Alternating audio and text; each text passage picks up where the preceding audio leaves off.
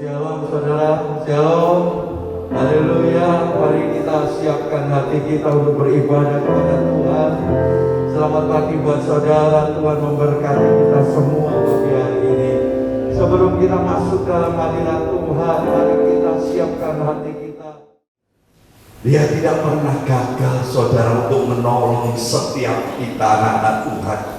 Mungkin saudara dalam masalah, dalam pergumulan doa, karena saudara tahu bahwa Tuhan pasti menolong setiap kita anak-anaknya yang berseru memanggil nama Tuhan, ya, yang berharap kepada Tuhan.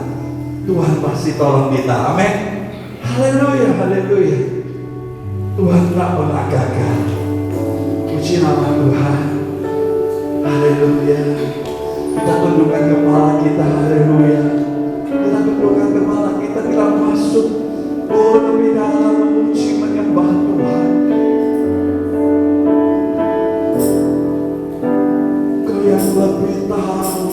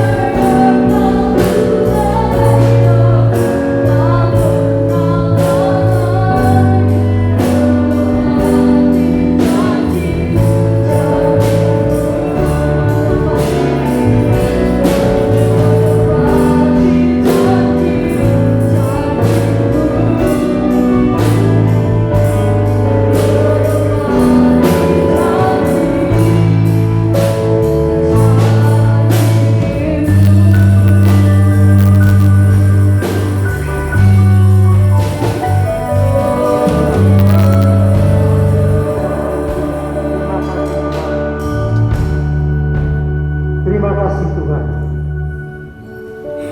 kesempatan yang indah Tuhan berikan kepada kami pada pagi hari ini Tuhan. Hati kami penuh dengan ucapan syukur kepadamu ya Tuhan, karena Tuhan masih memberikan kesempatan kepada kami untuk bisa memuji, membesarkan namamu, memuliakan namamu ya Tuhan. Kami tahu Tuhan, kesempatan seperti pada pagi hari ini tidak selalu ada, tapi kami mau mempergunakan kesempatan sebaik-baiknya. Kami percaya Tuhan hadir di tengah-tengah kami. Dan kami percaya Tuhan, sesuatu akan terjadi di tempat ini. Kami butuh penyertaan-Mu, kami butuh bimbingan-Mu, kami butuh pimpinan-Mu ya Tuhan. Sebagai manusia kami tidak tahu apa yang akan terjadi, tapi kami tahu masa depan kami ada di tangan Tuhan. Dan masa depan itu adalah masa depan yang indah, masa depan yang penuh dengan damai sejahtera, masa depan yang penuh dengan sukacita. Tuhan sudah berikan kepada kami. Tiba saatnya kami mendengarkan kebenaran firman-Mu. Urapi hati dan pikiran kami semua Tuhan, supaya setiap kebenaran yang disampaikan boleh masuk ke tanah hati yang baik, dan kami boleh berbuah-buah 30 kali lipat, 60 kali lipat, bahkan 100 kali lipat. Urapi hamba-Mu Tuhan. Tanpa pengurapan dari Tuhan, hamba-Mu tidak bisa berbuat apa-apa. Dan kalau masih ada dosa, masih ada kesalahan, masih ada pelanggaran yang hamba perbuat kepada Tuhan, ampuni Tuhan, ampuni hamba-Mu Tuhan. Biar kebenaran firman Tuhan pada pagi hari ini boleh mengubah hidup kami, boleh mengubah nasib kami. Kami yang sakit pada saat ini lewat kebenaran firman-Mu, kami disembuhkan dalam nama Tuhan Yesus Kristus. Kami yang mengalami masalah, problem, persoalan dalam hidup, kami percaya Tuhan memberikan kami jalan keluar. Terima kasih Tuhan, karena bagi Tuhan tidak ada barang mustahil. Berfirmanlah Tuhan, kami siap mendengarkan kebenaran firman-Mu. Dan hanya di dalam nama Tuhan Yesus Kristus kami sudah berdoa dan mengucap syukur. Mari yang percaya sama-sama katakan amin. Shalom Bapak Ibu Saudara sekalian. Ya, selamat pagi. Pertama-tama saya mengucapkan terima kasih kepada Tuhan Yesus Kristus sebagai kepala sidang di tempat ini. Terima kasih kepada Pak Herman, Pak Titus yang sudah memberikan kesempatan kepada saya untuk menyampaikan kebenaran firman. Saya tidak berlama-lama. Mari kita baca sama-sama di dalam Ulangan ya Bapak Ibu. Ulangan pasal yang ke-10, ayatnya yang ke-12 dan 13. Ulangan pasal yang ke-10, ayat yang ke-12 dan ke-13. Kita baca sama-sama Bapak Ibu. 1, 2, 3. Maka sekarang, hai orang Israel, apakah yang dimintakan daripadamu oleh Tuhan Allahmu selain dari takut akan Tuhan Allahmu, hidup menurut segala jalan yang ditunjukkannya, mengasihi Dia, beribadah kepada Tuhan Allahmu dengan segenap hatimu dan dengan segenap jiwamu. 13. Berpegang pada perintah dan ketetapan Tuhan yang kusampaikan kepadamu pada hari ini, supaya apa Bapak Ibu? Baik keadaanmu. Ya, saya ambil tema pada pagi hari ini, apa yang harus kita lakukan di saat situasi yang kurang menguntungkan supaya baik keadaan kita. Apa yang harus kita lakukan?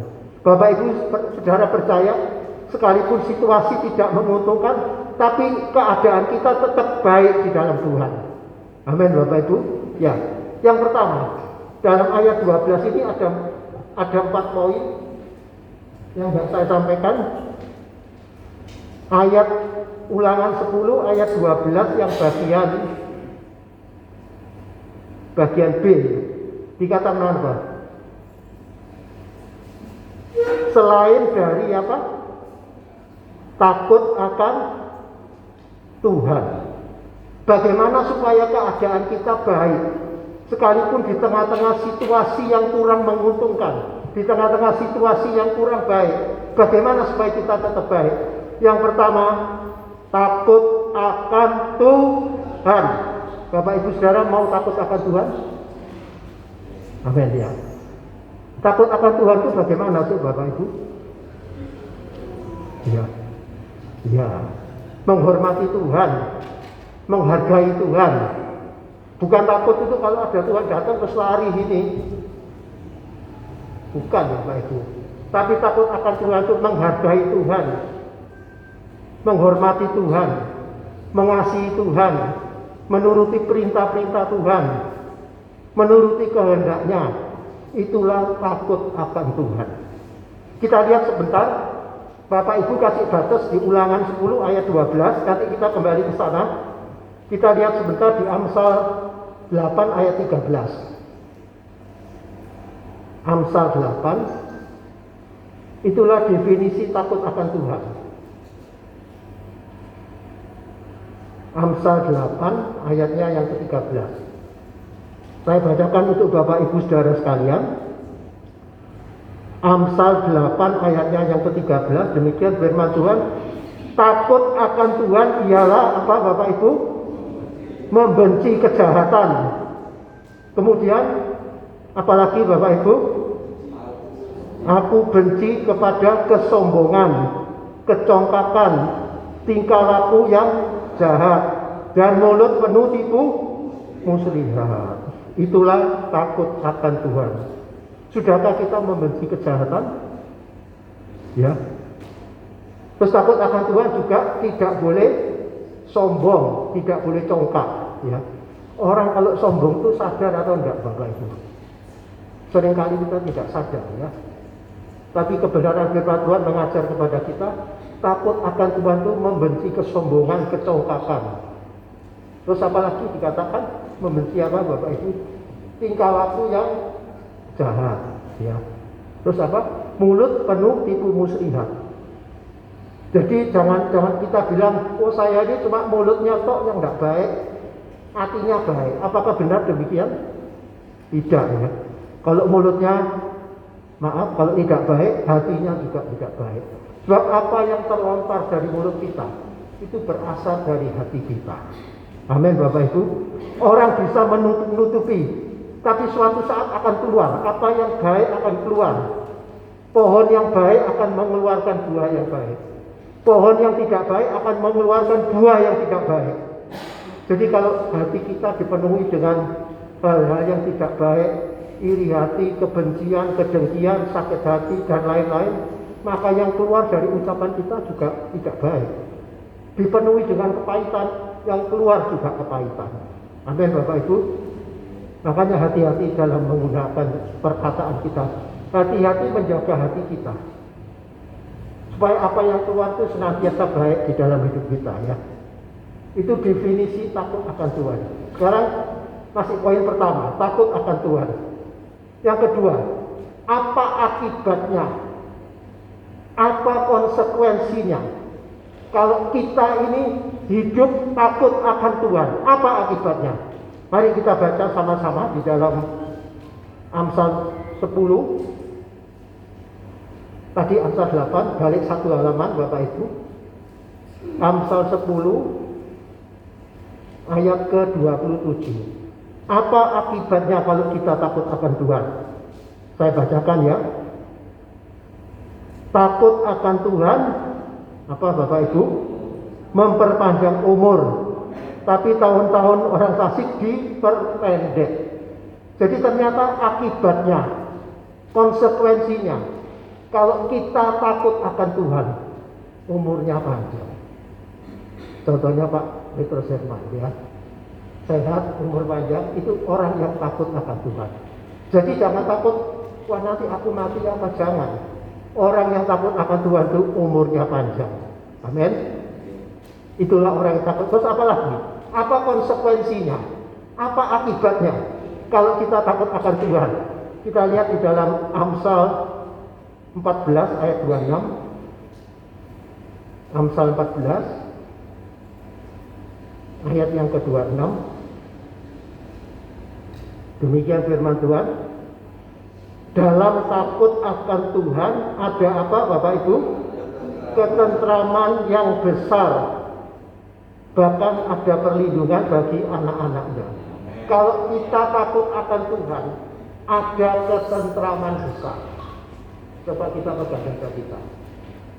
Ada damai sejahtera, ada sukacita, ada ketenangan, ada ketentraman besar.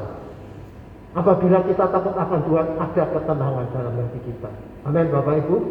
Mau takut akan Tuhan? Amin ya. Terus apa lagi konsekuensi akibat kalau kita takut akan Tuhan? Kita lihat di dalam Amsal ayat yang bawahnya. Tadi ayat 26, sekarang 27. Takut akan Tuhan adalah sumber kehidupan, sehingga orang terhindar dari berat mautnya. Orang yang takut akan Tuhan, hidupnya dilindungi oleh Tuhan, dijauhkan daripada malapetaka, dijauhkan daripada musibah, dijauhkan dari masalah-masalah yang tidak kita kehendaki. Itulah orang yang takut akan Tuhan. Akibat konsekuensinya itu Bapak Ibu ya. Kemudian satu lagi, apa akibatnya kalau kita takut akan Tuhan? Amsal pasal 19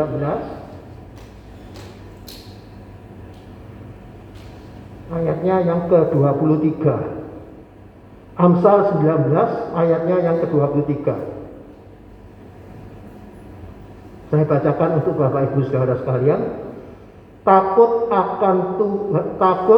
akan Allah mendatangkan hidup, maka orang bermalam dengan puas tanpa ditimpa malapetaka. Apa artinya bermalam dengan puas? Artinya bisa tidur dengan nyenyak. Hari-hari ini banyak orang-orang yang katanya sulit tidur. Kenapa kok sulit? Pikirannya penuh, pol pikirannya. Banyak yang dipikir.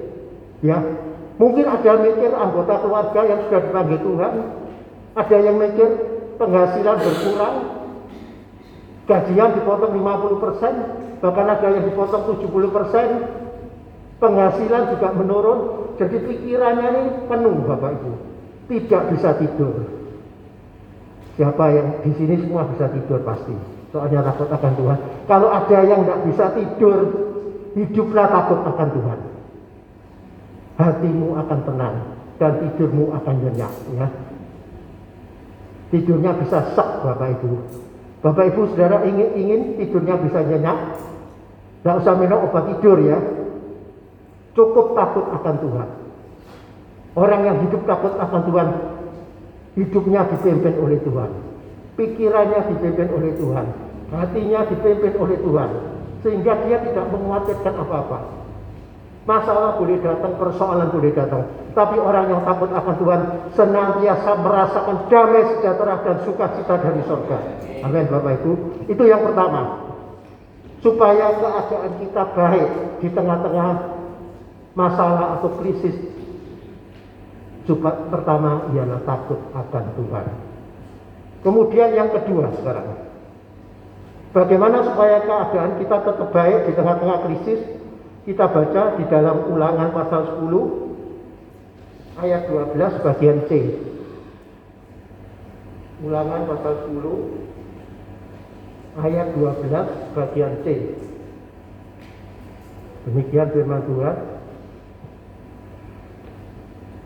Habis takut akan Tuhan, hidup menurut segala jalan yang ditunjukkannya. Hidup menurut segala jalan yang ditunjukkannya. Artinya apa Bapak Ibu? Artinya hidup menurut firman Tuhan. Bapak Ibu saudara mau hidup menurut firman Tuhan? Menurut segala jalan yang ditunjukkannya. Artinya hiduplah sesuai dengan kebenaran firman. Mau Bapak Ibu? Ya, kita harus hidup. Pertanyaannya, bagaimana kita bisa hidup menurut firman Tuhan sementara kita tidak pernah membaca firman Tuhan? Saya percaya di sini semua baca. Tidak ada yang tidak baca ya. Kalau kita mau hidup seturut dengan firman Tuhan, tapi kita tidak pernah baca firman Tuhan, kita malas baca firman Tuhan, bagaimana kita bisa hidup seturut dengan firman Tuhan? Gak mungkin Bapak Ibu ya. Saya himbau di tempat ini, tidak saja 1/10 penghasilan kita milik Tuhan, tapi saya himbau, mari gunakan 1/10 waktu Bapak Ibu Saudara untuk Tuhan. Mau Bapak Ibu? Gunakan 1/10 waktunya untuk Tuhan.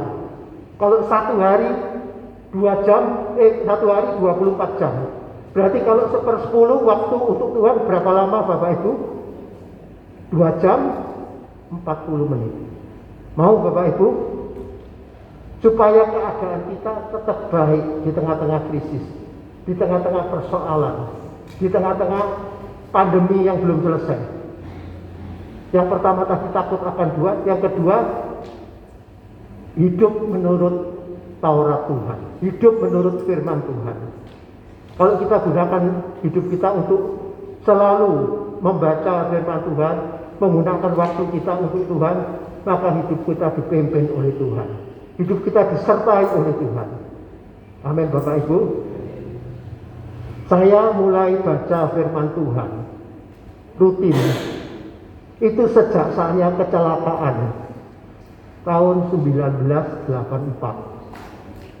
Saya sebelumnya itu saya tidak pernah baca Alkitab sama sekali. Baca Alkitab ya kalau di gereja ini datang baru baca. Nanti kalau pulang ditaruh, kalau mau minggu dicari lagi Alkitabnya di mana ya? Tak taruh kamar sini atau kamar sana, atau saya taruh di dapur mungkin ya. Bingung Bapak Ibu. Tapi sejak saya kecelakaan tahun 1984, saya karena di rumah sakit nganggur, saya mulai baca firman Tuhan. Tapi mulai sejak saat itu Tuhan menyuruh saya setiap hari harus dibaca. Setiap hari 5 pasal paling tidak saya baca. Dan akhirnya 1 tahun itu habis sudah Bapak Ibu. Jadi tahun 84 sampai tahun 2014, 30 tahun, 30 kali saya balik. Terus mulai 2015 saya berusaha untuk baca lebih banyak. Januari sampai Juni itu habis sudah. Terus Juni sampai Desember habis lagi. Jadi 1 tahun 2 kali bisa. Terus sekarang saat pandemi 2 tahun belakangan saya berusaha 4 bulan sekali harus saya selesaikan. Dan ternyata kalau kita mau bisa Bapak Ibu ya. Kayaknya kalau ini tebelnya dibaca rasanya males bacanya, tebel ya Bapak Ibu. Tapi kalau kita punya niat di dalam hati kita baca, lama-lama juga habis. 1 tahun sekali juga habis, 1 tahun 2 kali juga bisa habis, 1 tahun 3 kali juga bisa habis. Tergantung niat kita Bapak Ibu. Saya himbau Bapak Ibu saudara di tempat ini, mari. Kalau belum rutin baca, silakan baca ya. Rutin setiap hari, paling tidak setahun harus habis Bapak Ibu ya. Kalau kita tidak berjalan di tengah-tengah firman Tuhan, kita mau nuruti siapa sekarang Bapak Ibu ya. Mari kita serahkan hidup kita untuk Tuhan. Itu yang kedua. Yang pertama, takut akan Tuhan. Yang kedua, merenungkan firman Tuhan siang dan malam, taat kepada firman-firman-Nya. Yang ketiga syarat, kembali ke Ulangan 10 ayat 12 bagian D. Ulangan pasal 10, setelah merenungkan hidup menurut segala jalan yang ditunjukkannya. Kemudian yang ketiga Bapak Ibu, mengasihi Tuhan. Sudahkah kita mengasihi Tuhan?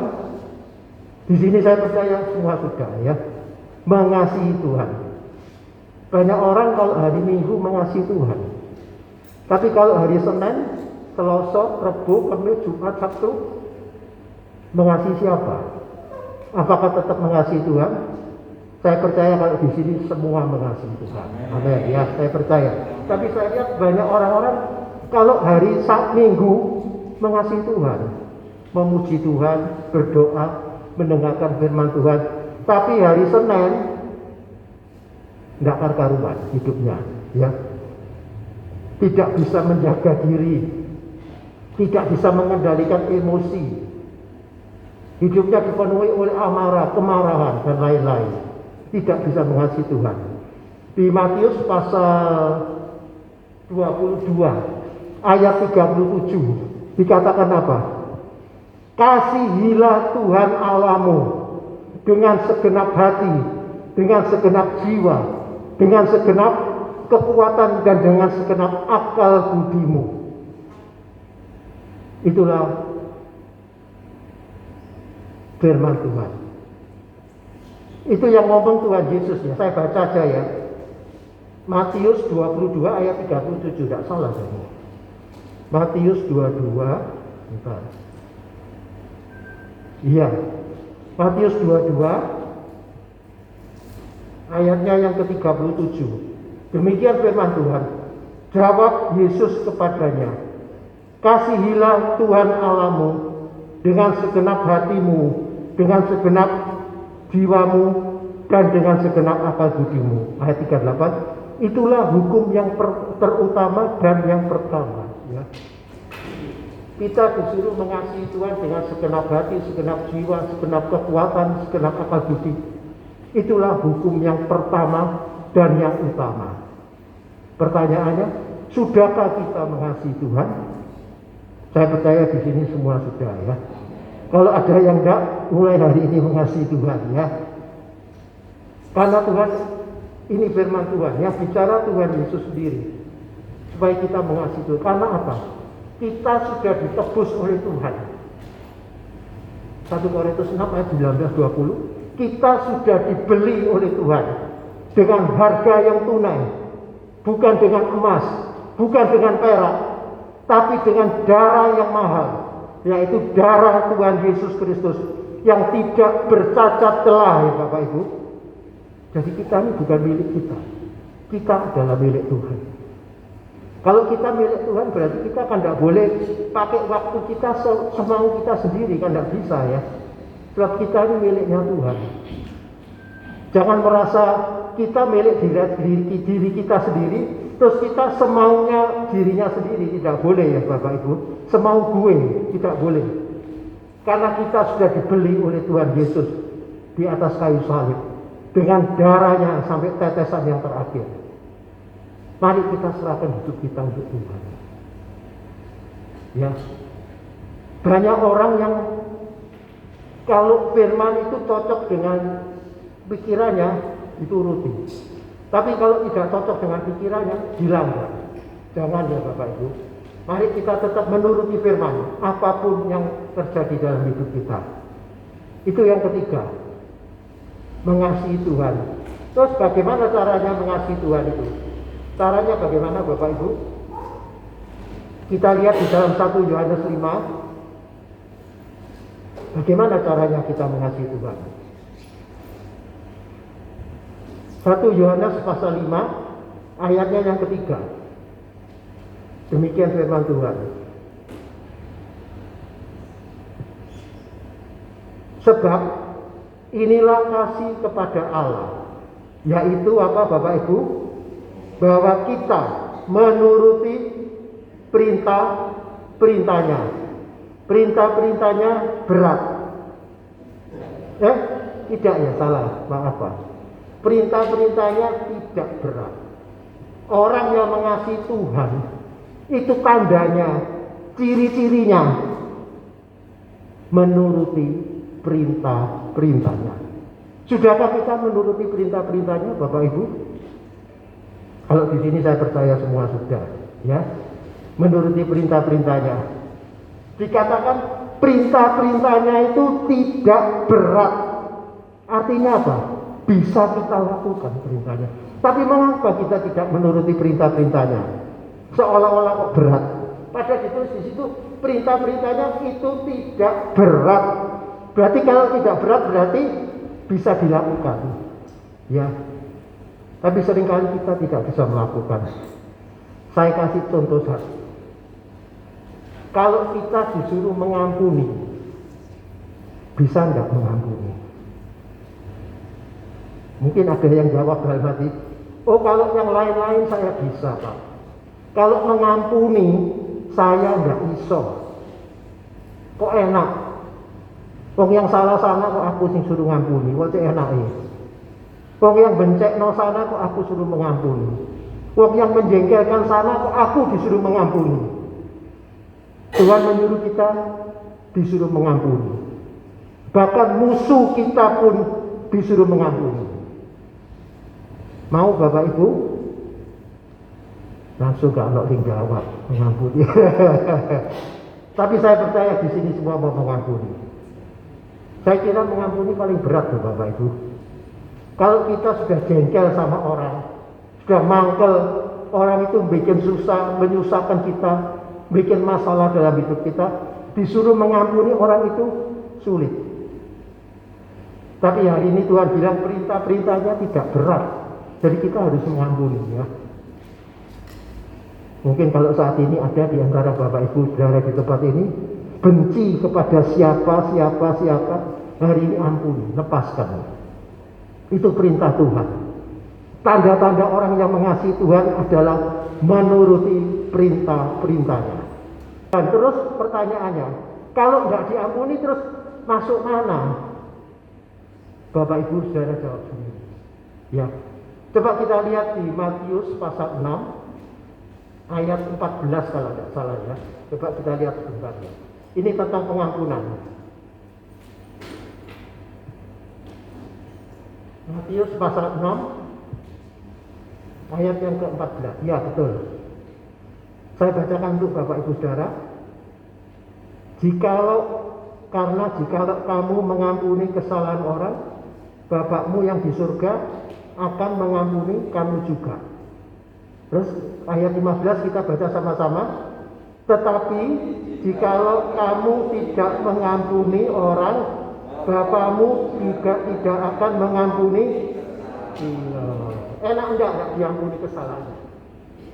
Kalau kita mau mengampuni orang yang bersalah kepada kita, mau memaafkan orang yang tidak kita sukai, Bapak di surga akan mengampuni kita.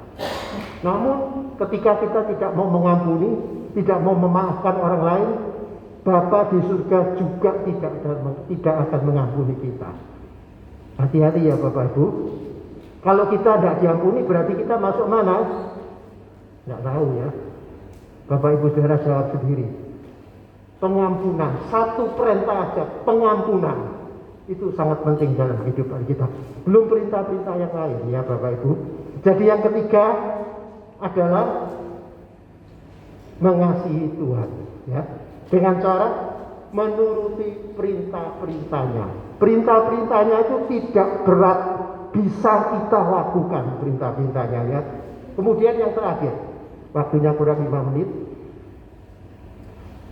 Kembali ke Ulangan pasal 10 ayatnya yang ke-12. 12 bagian E ya. Bagaimana supaya keadaan kita tetap baik di tengah-tengah situasi yang tidak baik? Selain mengasihi Tuhan, dikatakan di sini beribadah kepada Tuhan Allahmu dengan segenap hati dan dengan segenap jiwa. Yang keempat, bagaimana supaya keadaan kita tetap baik di tengah-tengah situasi yang tidak baik, tapi keadaan kita tetap baik. Bagaimana? Beribadah kepada Tuhan dengan segenap hati dan dengan segenap jiwa. Kalau ada orang yang beribadah kepada Tuhan dengan segenap hati dan segenap jiwa, mungkin ada orang yang tidak beribadah dengan segenap hati. Ada orang yang tidak beribadah dengan segenap jiwa. Mari, kalau kita ibadah, hati kita, jiwa kita, tubuh kita serahkan semua sama Tuhan. Amin Bapak Ibu. Jadi jangan ibadah-ibadahan. Kekristenan bukanlah agama. Tapi kekristenan adalah berjalan bersama Kristus. Tujuannya apa?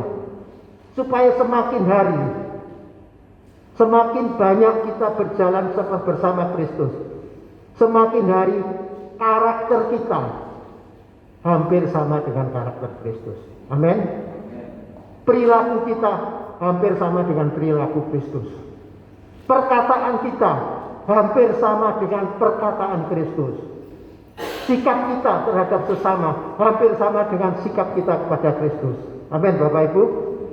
Itu yang keempat ya. Dan keempat sudah terakhir ini ya. Jadi yang pertama tadi apa Bapak Ibu? Yang pertama, bagaimana supaya keadaan kita baik di tengah-tengah situasi yang kurang baik, bahkan di tengah situasi yang tidak menguntungkan. Bagaimana supaya keadaan kita tetap baik? Yang pertama, takut akan Tuhan.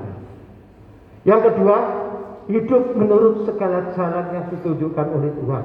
Artinya, hiduplah sesuai dengan kebenaran firman. Yang ketiga, mengasihi Tuhan dengan cara menuruti perintah-perintahnya. Kemudian yang keempat apa Bapak Ibu tadi? Beribadah dengan segenap hati, dengan segenap jiwa. Jadi jangan ibadah karena rutinitas, karena kebiasaan. Kalau minggu tidak gereja gak enak, bukan itu. Tapi dengan segenap hati, dengan segenap jiwa. Dan ketika 4 hal itu kita lakukan, maka kita akan mengalami keadaan yang baik di tengah-tengah situasi yang tidak baik. Amin Bapak Ibu. Saya kira firman Tuhan tidak saya perpanjang. Pada siang hari ini, pagi menjelang siang, apabila ada sikap, perilaku, tutur kata saya yang kurang berkenan di hati Bapak Ibu Saudara, mohon maaf yang sebesar-besarnya. Sekian, terima kasih. Tuhan Yesus memberkati. Haleluya. Sungguh kami mengucap syukur pagi hari ini Tuhan. Nyata bahwa Engkau menyertai kepada ini. Engkau mengirimkan hamba-Mu untuk mengingatkan kami supaya kami lebih sungguh-sungguh mengasihi Engkau Tuhan. Oh, kesempatan hidup kami hanya satu kali ini saja, sedang kedatangan Tuhan sudah amat dekat.